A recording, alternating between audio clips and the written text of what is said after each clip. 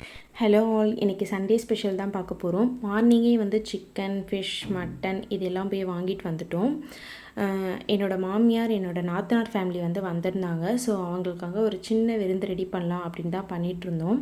First வந்து ஃபிஷ்ஷை வந்து நல்லா வாஷ் பண்ணிவிட்டு ஃபிஷ்ஷுக்கான மசாலாலாம் போட்டு ஃபிஷ்ஷை நல்லா ஊற வைக்கிறதுக்காக ஃபஸ்ட்டே மசாலா போட்டு எடுத்து வச்சிட்டோம். அதை நெக்ஸ்ட்டு வந்து சிக்கனுக்கான மசாலாலாம் ரெடி பண்ணிவிட்டு சிக்கனையும் வந்து ஊற வைக்கிறதுக்காக 65க்காக அதையும் ஊற வச்சு எடுத்து வச்சிட்டோம். நெக்ஸ்ட்டு வந்து சிக்கன் பிரியாணி தான் பண்ணிகிட்ருந்தோம். சிக்கன் பிரியாணி பண்ணுறதுக்கு வந்து நான் இந்தியா கேட் யூனிட்டி ரைஸ் தான் எடுத்திருந்தேன். அது எப்போவுமே கரெக்டான பதத்தில் தம் போட்டோன்னா நல்லாவே வரும், குழையாமல் நல்லா வரும்.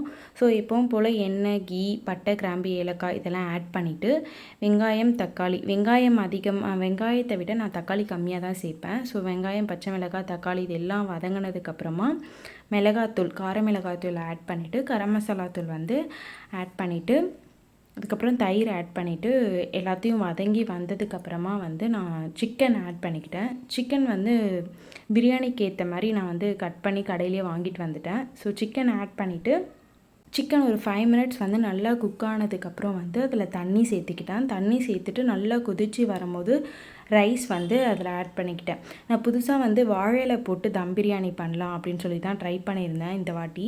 ஸோ வாழை இலை போட்டுட்டு அதை வந்து தம் போட்டு வச்சிட்டோம். அடுத்து வந்து மட்டன் தொக்கு தான் ரெடி பண்ணிகிட்டு இருந்தோம். மட்டன் தொக்கு ரெடி பண்ணுறதுக்கு வந்து மட்டனை நல்லா வாஷ் பண்ணிவிட்டு இஞ்சி பூண்டு பேஸ்ட்டை ஆட் பண்ணிவிட்டு உப்பு ஆட் பண்ணிவிட்டு அதை விசில் போட்டு எடுத்து வச்சிட்டோம்.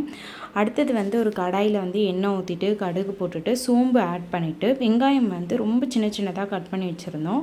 ஸோ வெங்காயம், கருவேப்பிலை ஆட் பண்ணிவிட்டு தக்காளி ஆட் பண்ணிவிட்டு நல்லா அதை வந்து வதங்கி வரப்போ மட்டன் போட்டுட்டு மட்டனில் கொஞ்சமாக தண்ணி ஊற்றிட்டு அதுக்கப்புறம் மிளகாத்தூள் ஆட் பண்ணிவிட்டு நல்லா வதக்கி விட்டுட்டோம். வதங்கினதுக்கப்புறமா கொத்தமல்லி தழையும் பெப்பர் தூளையும் ஆட் பண்ணிவிட்டு நல்லா வதங்கினதுக்கப்புறம் அது நல்லா ட்ரை ஆனதுக்கப்புறமா வந்து ஆஃப் பண்ணிவிட்டு ஒரு பவுலில் வந்து மாற்றி வச்சிட்டோம். நெக்ஸ்ட்டு வந்து தம் போட்ட பிரியாணி வந்து ஓப்பன் பண்ணி பார்க்கலான்னு பார்த்துருந்தோம். அது ரொம்ப சூப்பராகவே வந்துருந்துச்சு. சாதம்லாம் உடையாமல் நல்லா அழகாக வந்துருந்துச்சு. பார்க்கவே நல்லா இருந்துச்சு, சாப்பிடவும் சூப்பராக இருந்துச்சு. சிக்கனும் நல்லா வந்து வெந்து வந்துருந்துச்சு. நெக்ஸ்ட்டு வந்து ஃபிஷ் ஃப்ரை பண்ணலான்னு தான் பண்ணிகிட்ருந்தோம். ஃபிஷ் ஃப்ரை வந்து ஆயில் ஊற்றிட்டு ஃபிஷ் நல்லாவே அந்த மிளகாத்தூள்லாம் ஊறி இருந்துச்சு. ஸோ அதுவும் ரெடி பண்ணி எடுத்து வச்சிட்டோம். அடுத்தது வந்து சிக்கன் 65 போடலான்னு அதுதான் ரெடி பண்ணிகிட்ருந்தோம். சிக்கன் 65 ரெடி ஆனதுக்கப்புறமா ஃபைனலாக வந்து எல்லாமே ரெடி ஆகிடுச்சு. பிரியாணி அப்படின்னாலே வாழலை தான். ஸோ வாழலையை வச்சு நல்லா பரிமாறியாச்சு. அவங்களுக்கும் ரொம்பவே பிடிச்சிருந்துச்சுன்னு சொன்னாங்க. டேஸ்ட் வைஸ் எல்லாமே சூப்பராக இருந்துச்சு. எங்களுக்கும் ரொம்ப திருப்தியாக இருந்துச்சு. இந்த வீடியோ உங்களுக்கு பிடிச்சிருந்ததுன்னா லைக் பண்ணுங்கள், ஷேர் பண்ணுங்கள், கமெண்ட் பண்ணுங்கள், மறக்காமல் சப்ஸ்கிரைப் பண்ணிக்கோங்க. தேங்க்யூ.